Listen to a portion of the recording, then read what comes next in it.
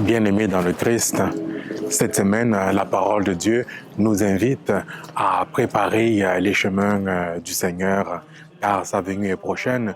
Nous allons souligner cela avec la fête de sa nativité. Préparer Noël, préparer la nativité, ne consiste pas seulement à préparer le menu du repas de Noël le soir, ou encore à préparer à cocher toute sa liste de cadeaux.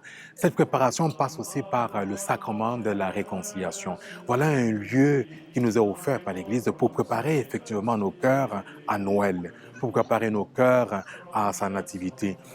Dans l'évangile de ce deuxième dimanche de l'Avent, on entend Saint Jean-Baptiste qui crie dans le désert, qui crie au cœur des déserts du monde.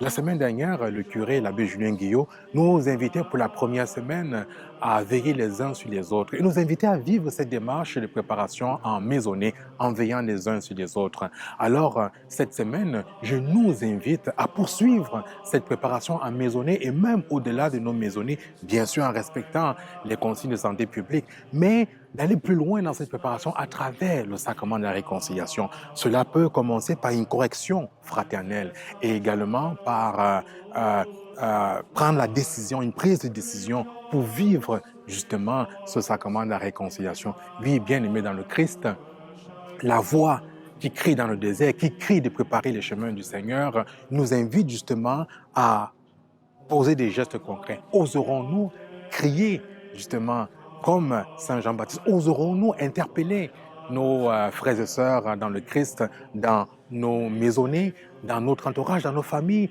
pour vivre un temps de réconciliation en famille, un temps de réconciliation avec Dieu à travers ce très beau sacrement de la réconciliation. Bonne deuxième semaine de l'Avent, bonne préparation à Noël. Amen.